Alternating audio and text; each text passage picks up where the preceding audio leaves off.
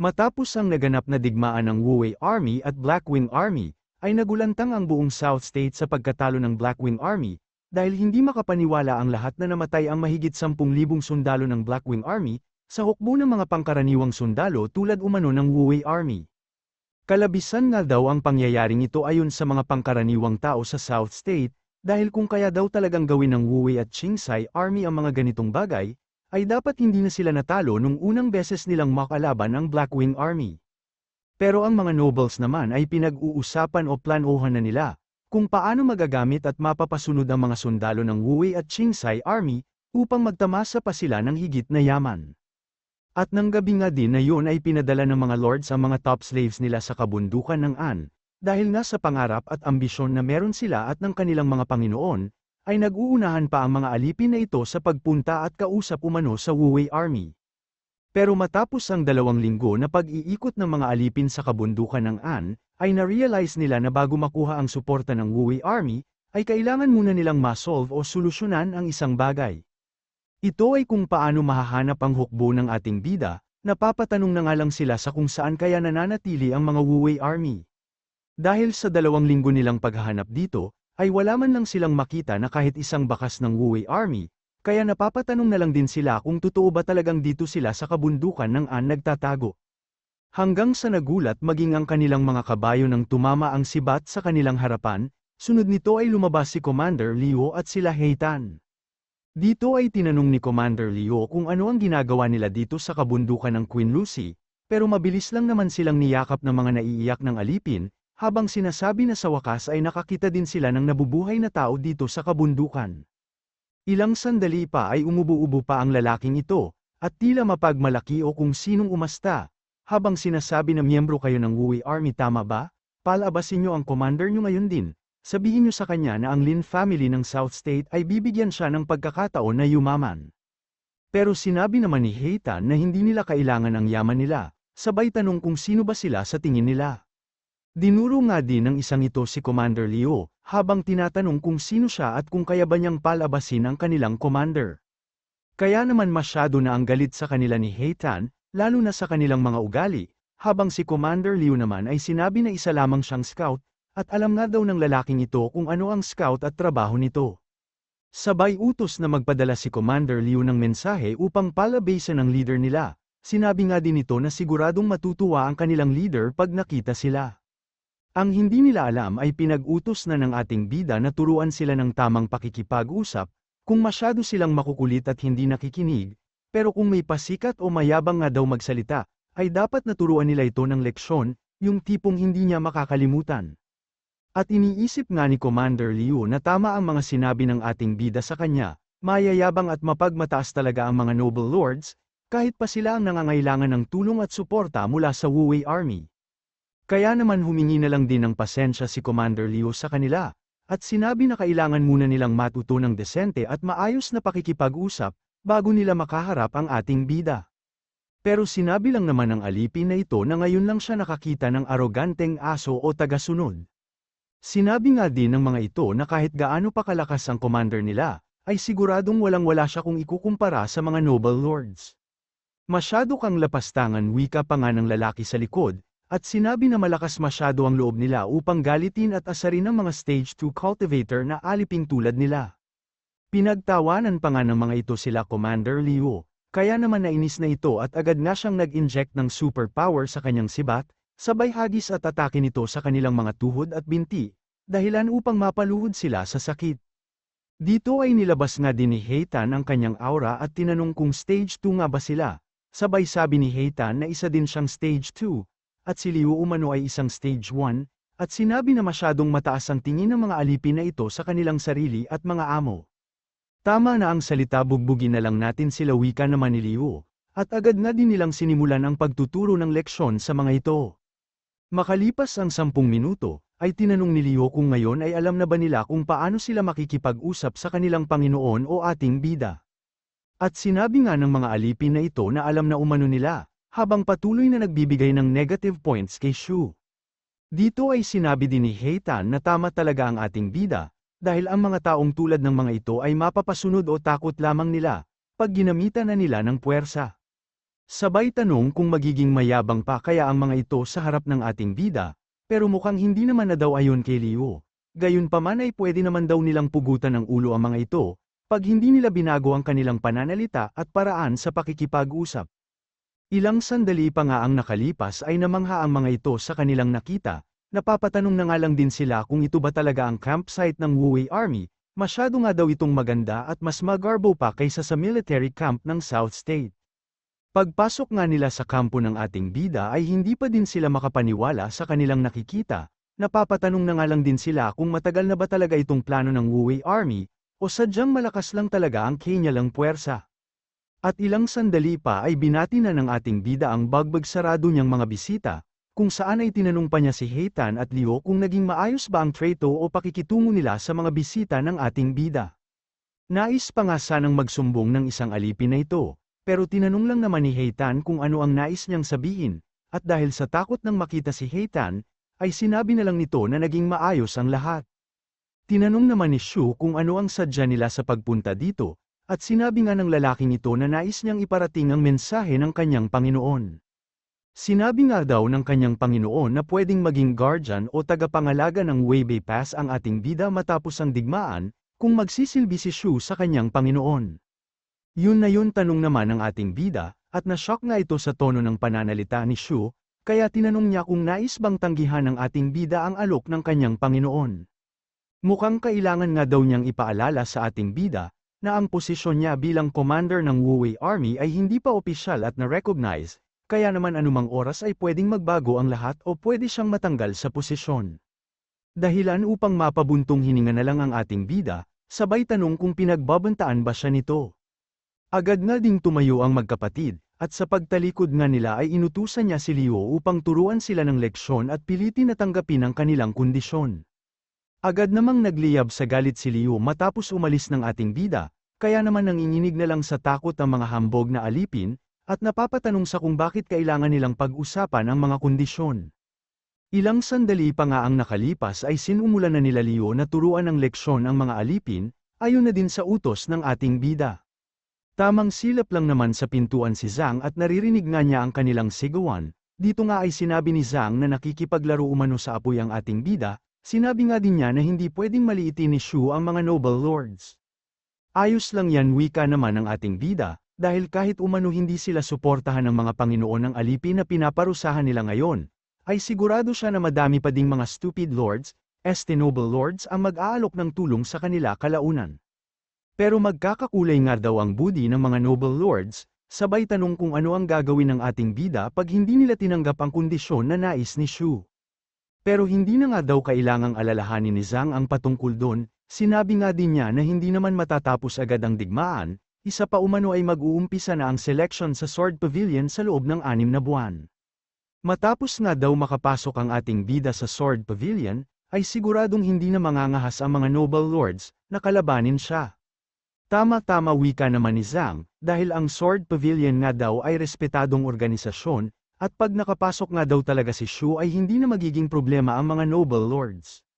Sabay lapit sa ating bida at tinanong niya ito kung kailan pa naisip ng ating bida ang mga planong ito, pero sinabi lang naman ni Shu na bigla lang niyang naisip ang mga ito ngayon.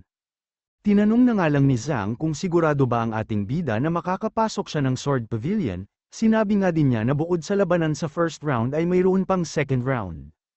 At wala nga daw nakakaalam kung anong pagsusulit ang meron sa second round. Eng-eng ka talaga Zhang wika naman ng ating bida, sabay tayo at sinabi na anuman ang pangalawang pagsusulit, ay 4 na kandidato lang ang pinipili bawat taon di ba? Tama ka dyan wika naman ni Zhang. At sinabi nga ng ating bida na kailangan lang niyang siguraduhin na 4 na kandidato lang ang may iwan para kumuha ng ikalawang pagsusulit. Pero hindi nga agad na process ng utak ni Zhang ang ibig sabihin ng ating bida, sinabi nga din ni Zhang na ayon sa patakaran ay 16 na kandidato ang pinipili para lumahok sa pangalawang pagsusulit, bukod nga daw dito ay walang pagkakataon ng ating bida na makita at makilala ang mga kalahok, sa unang round ng pagsusulit. Pero pwede ko pa din silang bugbugin at patayin sa labas ng paligsahan di ba tanong ng ating bida. Nakatanggap nga siya ng mock you mula kay Zhang, sabay sabi na pwede naman at ngayon nga daw ay nais na niyang makita at malaman, kung ano ang mangyayari kay Shu pagdating niya ng Royal Capital. Agad namang kinamada nila Leo sa harap ng ating bida ang mga alipin nang siya ay lumabas, at dito ay nagmamakaawa ang mga alipin, hindi nga daw sila pwedeng magdesisyon at agad na tanggapin ang kondisyon ng ating bida, isa pa ay kailangan daw muna nilang ay paalam ang tungkol dito sa kanilang masters. Sige lumayas na kayo kung ganun wika naman ang ating bida, pero kailangan nga daw nilang iparating sa kanilang mga master, na hindi lahat ay kwalipikado o pwedeng makipagkasundo at tulungan sa Wu Wei Army. Sinabi nga din ni Shu na ang mga noble lords na master ng mga alipin na ito, ay walang kapabilidad na gapiin ang Blackwing Army, kaya sigurado umano siya na wala siyang mapapala sa kanila. Habang nakatingin naman ang mga ito sa ating bida, ay iniisip nila na ang salita ni Shu ay pangungutya laban sa mga noble lords ng South State at Blackwing Army, iniisip na din nila na namamaga na umano ang utak ng mga Wu Wei Army, kaya hindi na sila makapag-isip ng maayos. Pero nagalit naman si Shu sa kanilang mga tingin, at tinanong kung nagbago na ba ang isip nila at ayaw na nilang umalis, malawak pa nga daw ang kabundukan at madami pang bakanteng lupa, para sa libingan. At dahil sa takot ay agad nang nagpaalam ang mga ito sa ating bida. Agad namang inumpog ng lalaking ito ang kanyang ulo sa sahig, habang sinasabi na ginamitan sila ng puwersa ng Wu Wei Army, sinabi nga din daw ng Wu Wei Army na hindi kwalipikado ang kanyang master, upang makipagtulungan o kasundo sa Wu Wei Army. Kaya naman sinabi nito na lapastangan umano ang ating bida, isa lang siyang walang kwentang commander wika pa ng anito. Iniisip naman ng alipin na ito na siguradong masyado ang galit ng kanyang master sa Wu Wei Army dahil sa pagtanggi nito sa kanya, kaya naman papalakihin pa daw niya ang apoy o lalong gagalitin ng kanyang master, upang makapaghiganti siya sa bugbog na kanyang natamo. Dito nga ay sinabi niya na sa tingin umano niya ay pwede nilang mabawi ang Weibei Pass, dahil kung ang basurang tulad nga daw ng Wu Wei Army ay kayang talunin ng Blackwing Army, ay siguradong magiging madali lang ang lahat sa kanila. Pag nabawi nga daw nila ang Weibei Pass ay hindi na din nila kakailanganin ang Wu Wei Army, dahil wala nang silbi ang mga ito sa kanila. Sinabi nga din niya na pwede silang makipagtulungan sa ibang noble family upang durugin ang Wu Wei Army, at nagkatotoo nga ang iniisip niya, dahil lalong nagalit ang kanyang master o si Mr. Lin. Pero sa kanya nga lang binunto ng galit nito, kaya naman pumakat siya sa sahig, at dito ay sinabi ni Mr. Lin na alam niya ang lakas ng Blackwing Army, kaya wag na nitong subukan na gamitin ang kanyang master. Sinabi nga din ni Mr. Lin na hindi nila pwedeng maliitin ang Wu Wei Army, dahil malaki na umano ang naging pagbabago at lumakas na ang hukbo at mga sundalo nila, dahil sa pamamalakad at pamumuno ng bagong commander. Pero hindi bali na nga daw, at mas mainam kung maghintay at tignan na lang nila kung may makakapagbigay ba sa kondisyon ng Wu Wei Army, pag nangyari nga din daw yun ay tsaka na lang din sila magdedesisyon para sa susunod nilang hakbang. Samantala makalipas naman ng isang buwan, ay patuloy pa din ang pagpunta ng mga alipin sa kampo ng ating bida, kung saan ay pare-parehas ang mga sinasabi at alok nila. Kaya naman agad din silang pinapalayas ng ating bida, at dito nga ay sinabi niya na matapos ang isang buwan, ay wala man lang kahit isang noble lord ang may sinseridad na nagtungo sa kanila. Pero bigla namang hinawakan ni Xiao Yu ang kanyang kamay, at sinabi nga nito na kailangang sumama sa kanya ng ating bida, sinabi nga din niya na mayroong bagong laruan na nahuli ang bishop. Kaya napapatanong naman si Shu sa kung anong laruan ang tinutukoy niya, tinatanong nga din niya kung hindi ba alipin ang sinasabi ni Xiao Yu, na nagiti lang naman sa ating bida. Ilang sandali pa nga ay binagsak ng bishop ang lalaking ito, at dahil sa mga tingin at ngiting demonyo ng mga ito sa kanya, ay napapatanong siya sa kung ano ang nais nila. Sinabi nga din ito na nagmula siya sa Royal Capital, kaya pag sinaktan umano siya ng mga ito ay siguradong pagsisisihan nila ang lahat. Anong ibig mong sabihin? Pinagbabantaan mo ba ako? Tanong naman ng ating bida, at agad na ding pinakita nila Heitan ang kanilang mga muscle at sandata. Dahil nga sa laki ng muscle ni Heitan ay masyado ang takot ng lalaking ito, at dito ay sinabi niya na nais niya ng peace and love, o ibig sabihin ay benepisyo para sa magkabila ang grupo. Napapamura at isip na nga lang din siya sa kung ano ang mali sa hukbo ng mga sundalong ito, hindi nga siya makapaniwala na magiging bastos umano sila sa sugo mula sa Royal Capital na tulad niya. Iniisip nga din ito na mayroong 4 na Stage 1 cultivator sa hukbong ito, kaya bakit daw nila tinatawag o sinasabi na tira-tirang sundalo na lang ang mga ito? Agad namang pina-address ni Shu ang kanyang mga tauhan, at dito ay sinabi ni Shu na mukhang alam ng lalaking ito ang tamang pakikipag-usap. Tinanong nga din ni Shu kung sino siya at kung ano ang kanyang nais sa pagpunta niya dito. Dito ay nagpakilala siya bilang chief executive ng isang pasugalan sa Royal Capital. Sinabi nga din niya na ang Wu Wei Army ay nakilala o kilala na ng lahat, at maging umano sa Royal Capital ay nagiging usap-usapan na sila matapos nilang magapi ang Blackwing Army. Maging ang mga mananalaysay umano ay binabago na ang mga naisulat nila at gumagawa ng panibagong kwento patungkol sa Wu Wei Army, nang dahil sa kanilang kasikatan, kaya naman pati ang mga bahay pasugalan sa Royal Capital, ay naghahanda na ng pusta o pastahan patungkol o kaugnay sa Wu Wei Army.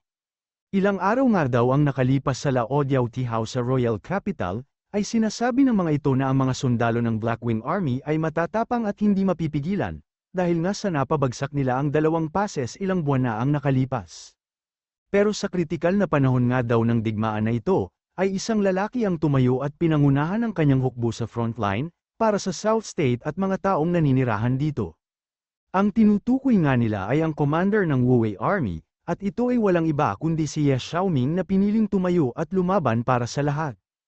Nagkakamali kawika naman ang isang ito, dahil nabalitaan nga daw ng kanyang tito mula sa Blackwing Army, na iba na ang commander ng Wu Wei Army. Sinabi nga din ito na isang gwapo at binata na may pangalang Lu Shu, ang bagong commander ng Wu Wei Army. Sinabi nga ng dalagang ito na sobrang gwapo umano ng ating bida. Bukod nga daw dito ay malakas at talentado din siya, kung saan ay pumatay pa ito ng daan-daang sundalo ng Blackwing Army, gamit lamang ang isang tangkay. Hindi naman makapaniwala ang iba pang mga dalaga, at kung totoo nga daw ang kwento ay kasing lakas na niya ang mga cultivators dito sa Royal Capital. Sinabi naman ng isa na mas kahanga-hanga umano ang ating bida, dahil lumalaban na nga daw siya sa tunay na digmaan, samantala ang mga noble lords umano dito sa Royal Capital na mayayabang, ay malamang sa hindi pa nakakakita ng dugo o pagdanak ng dugo. Sinabi naman ng mga lalaki sa likod na ang Wu Wei Army ay binubuo lamang ng mga ulila at palaboy, kaya imposible umanong may genius na masama sa mga ito. Sinabi nga din ng binata na may brown na buhok, na ang lahat umano ng mga sundalo sa Wu Wei Army ay mga duwag at walang kwenta, kaya naman sigurado daw siya na kayang-kaya ng Blackwing Army na pabagsakin sila, kahit pa mas maliit na hukbo o bilang ng sundalo ang humarap sa kanila. Kung patungkol naman daw sa bagong commander o ating bida ang pag-uusapan, ay siguradong puro lang ito kagaguhan o kalokohan, dahil ang apelyidong Lu umano ay nagmula sa isang sikat na noble family, kaya imposible umanong mapabilang ang isang aristocrat sa mga duwag at basura na tulad ng Wu Wei Army. Hanggang sa bigla namang nagsalita ang lalaki mula sa itaas, at tinanong nga nito kung mayroon bang nais na makipagpastahan sa kanya, sa bahay pasugalan. Ang pagpupustahan nga daw nila, ay kung ilang araw pa ang itatagal ng Wu Wei Army at ng buhay ng ating bida. Walang problema wika naman ng isang lalaki, nais nga daw niyang pumusta sa kung ilan ang sundalo ng Blackwing Army na mamamatay, habang ang isa naman ay nais na pagpastahan kung paano umano mamamatay ang ating bida. At makalipas nga lang daw ang isang gabi sa Royal Capital, ay nagbukas at nagsegowa ng iba't ibang pastahan ang mga bahay pasugalan, ng patungkol sa ating bida at kanyang hukbo. Lahat nga daw ay pinag-uusapan ang patungkol sa Wu Wei Army at Blackwing Army, at yun din umano ang dahilan kung bakit siya pinadala dito, dahil nais ng customers nila na imbestigahan niya ang posibilidad ng mga panibagong pastahan. Tinanong naman ni Shu kung ang ibig sabihin ba nito, ay pinagpupustahan siya ng mga tao sa Royal Capital, pero wala man lang silang binibigay na komisyon o pera sa ating bida. Habang si Commander Liu naman ay tinatanong kung ang ibig sabihin ba nito, ay madaming nagnanais na mamatay ang ating bida sa miserableng paraan. Itong si Xiao Yu naman ay tinatanong kung ang ibig sabihin ba nito, ay madaming babae na tagahanga ang ating bida sa Royal Capital. Kaya naman iniisip na lang ng lalaking ito kung sigurado ba sila, na ang mga bagay na ito ang dapat nilang isipin at alalahanin. Ilang sandali pa ay tinatanong nito kung pwede na ba siyang pakawalan, nasabi na nga daw niya ang lahat ng kailangan niyang sabihin, pero tinanong lang naman nila kung may mapapala ba sila pag pinakawalan siya ng mga ito, at sinabi nga niya na magbabayad ng ransom ang kanyang mga tauhan pag pinakawalan siya, siguradong magbibigay sila ng milyon sa inyo wika pa nga niya.